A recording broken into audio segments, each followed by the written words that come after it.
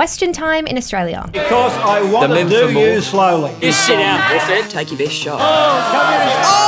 Mr. Potato Head of Australian politics. He was drunk. Representative Swill is going troppo. This is what it looks like to hold the government to account. At least that's what its aim is, according to the Parliamentary Education Office. Now, there is huge interest in this hour of debate, and it's where some of the biggest moments of Australia's political history have happened. So, does it achieve what it's aimed to do? Well, some independent MPs are questioning whether or not this is actually an effective use of time. It's a lot of people being paid a lot of money to sit there to do nothing of much use. But first, let's look at how does it work. At 2 p.m. during every sitting week, politicians get the chance to ask government ministers about political issues of the day. The people asking these questions are the opposition politicians, so at the moment Liberal and National MPs, government backbenchers, so members from Labor who aren't in charge of portfolios, and independents. And they all take turns. The opposition uses their questions to critique the government, sometimes to embarrass them, and find weaknesses in their policies. This Prime Minister needs to stand up, apologise and resign. While the government uses their questions to give themselves a pat on the back in front of everyone. We have just introduced very significant legislation to give every Australian a tax cut. It's certainly a time of lively debate. The Parliament House website says it's a sign of a healthy democracy where disagreements are vented in debate rather than more physical confrontations.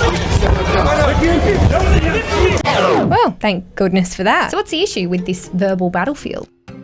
Some independent MPs have said, look, enough is enough, including Allegra Spender, who the other week posted this. Question time is still a complete waste of time. Nobody is really answering the issues that are most important to the Australian people. Frankly, half the time it just seems like they're not even answering the question at all.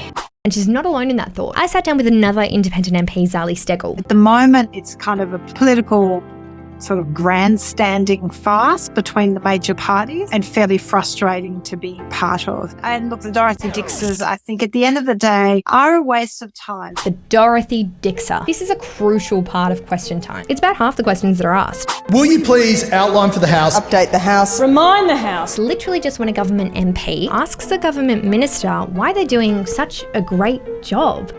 I'll show you an example of what it looks like at the Daily Oz. Mr Speaker, can the Honourable Member for TDA, Billy Fitzsimons, please update the House on podcasting? Well, Mr Speaker, I'd like to thank the Honourable Member for that question. Funny she should ask. TDA has actually had the best month of podcasts that we have delivered for our audience. It has been significant, innovating and smashing. And thank you, Mr Speaker, to the Honourable Member for holding me to account. Are you going to change the font?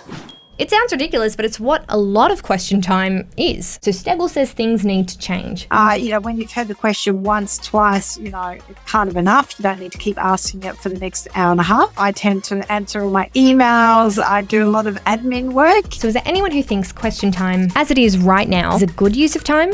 I reached out to some government MPs. I presumed if anyone's going to speak favourably about the Dorothy Dixers, it's the people who are asking them. But he told me, backbenchers don't write those questions. The backbenchers are reading the questions that the ministers have given to them. Nevertheless, he still sees the benefit to them. Question time is one of the features of that democracy where the government is held to account. It does get pretty loud sometimes, but it's an important part of the system that we have in Australia, which ultimately has delivered relatively corruption-free, good government for most of our history. So, do things need to change?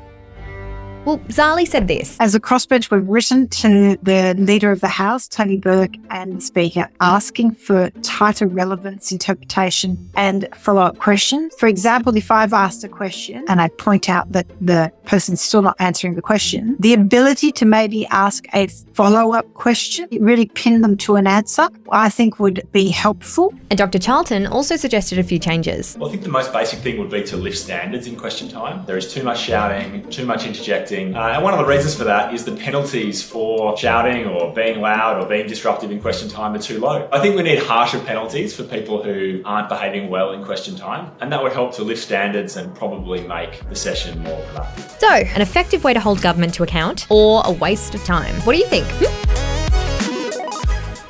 Hi, I'm Joe. I'm the head of video at the Daily Oz. Just dropping in here really quickly to say thank you for watching. And if you liked that video and you want to see more of this kind of stuff, please hit that subscribe button. It really helps us out. We're a small independent news company trying to make digestible, accessible information for young people. If you want to see more of this, give us a follow. Thanks.